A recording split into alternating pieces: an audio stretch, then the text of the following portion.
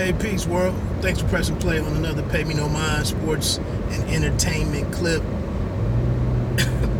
I wanted to come back, still a little kind of, I don't want to say rattled, but just maybe overcome with concern about Patrick Day, who continues to, thought the man was behind me with his lights on. But Patrick Day continuing to fight for his life. I don't know if this situation, the ending of that fight was similar to Volchdik, with Volchdik fighting, in a couple of days, with Volchdik and Adonis Stevenson. And just, how it took a long time for that situation to play out. But in, months later, it was a positive ending. Because I thought I didn't see that fight because I was at another fight that night, so I still have never watched that and watched the conclusion of it. But I felt like it was a similar situation where Stevenson took some big shots at the end in the closing moments of that fight. But I can't remember if he was knocked down or knocked out or what, or if he was still in the ring for the decision and whatnot when that was announced. But like I said, going into the medical situation, I thought there was some similarities there, just to kind of try to give us an idea. I mean, I see Patrick Day's coach, his family went to Chicago from what I saw. Reportedly, the family went to Chicago Sunday to be with Pat. And then his trainer, I think his name is Joe Higgins, he's giving some updates. And, they're all just remaining in Chicago to see this thing through. But like I said, I'm just wondering if there's some more reasons to be optimistic based on, kind of the timetable, the timeline that was out there for Stevenson and his injuries. And then, secondly, man, just like I said, the outpouring of concern and encouragement, well wishes, hope, all of that stuff, and just people giving their, personal accounts of their interactions with the guy. Like I said, just seeing him at the weigh-in and everything, understanding what this fight meant to him and what he was trying to do with his career. It's so much more to boxing, man, than just sitting up on Twitter arguing. You know what I'm saying? Incessantly. But then, secondly, that comes to, I wanted to talk about, so Chris Mannix comes out. A couple of guys wrote pieces, and I had put together some thoughts, traveling and whatnot. I couldn't get it out in a timely manner. So I might put it out there this weekend, maybe not. But Chris Mannix came out and dropped a piece about, and basically the thesis was,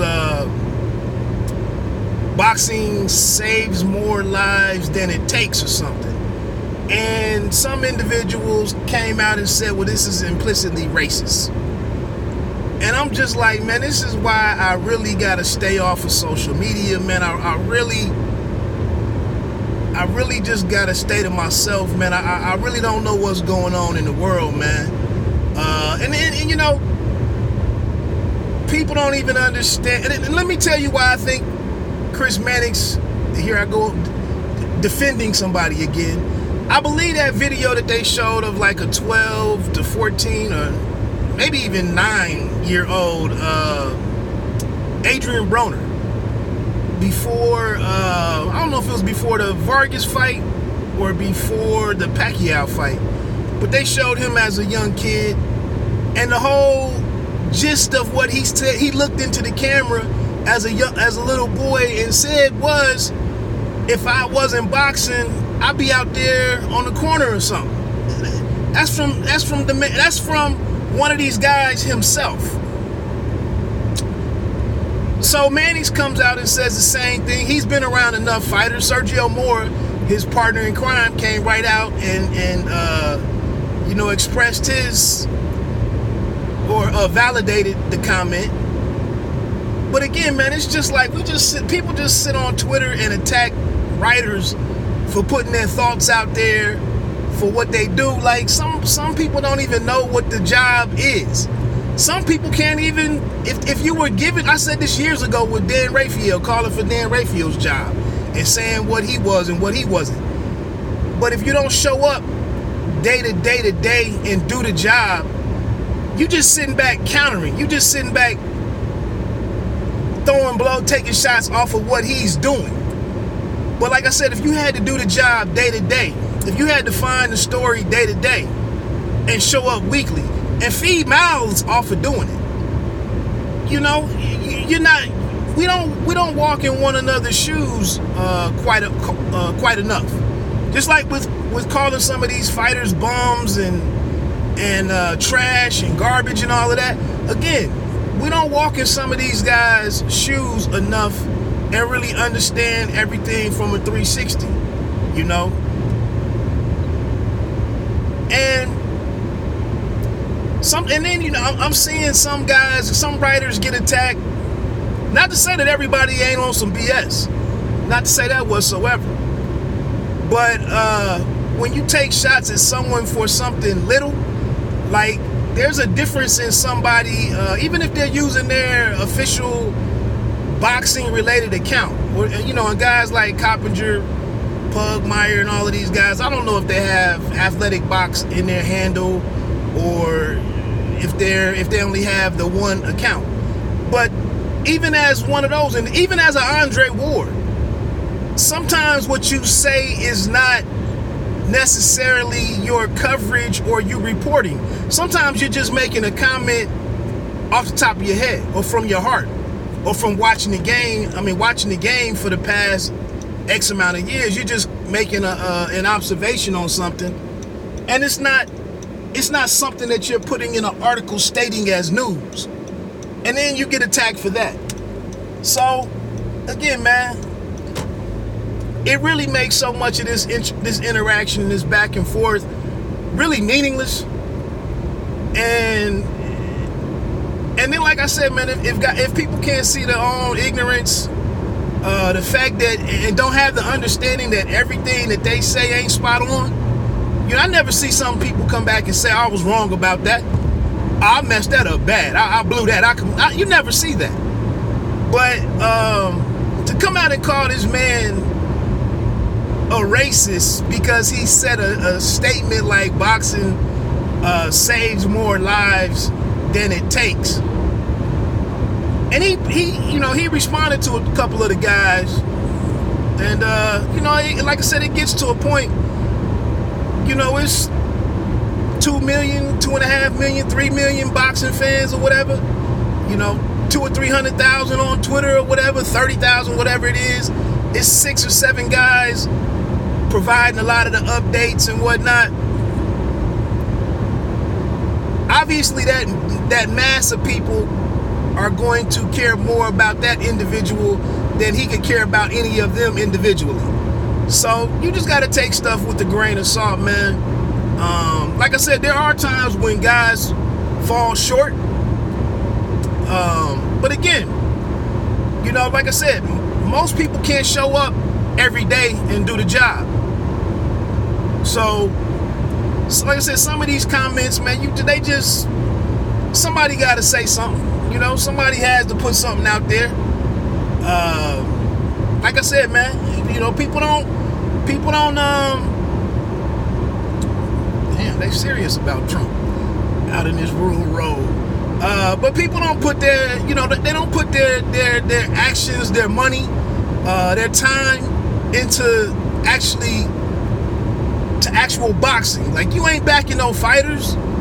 You're not applying for no jobs with none of these promoters. Just sit on Twitter and just talk all day and criticize stuff. That's goofy to me, but you know, it is what it is.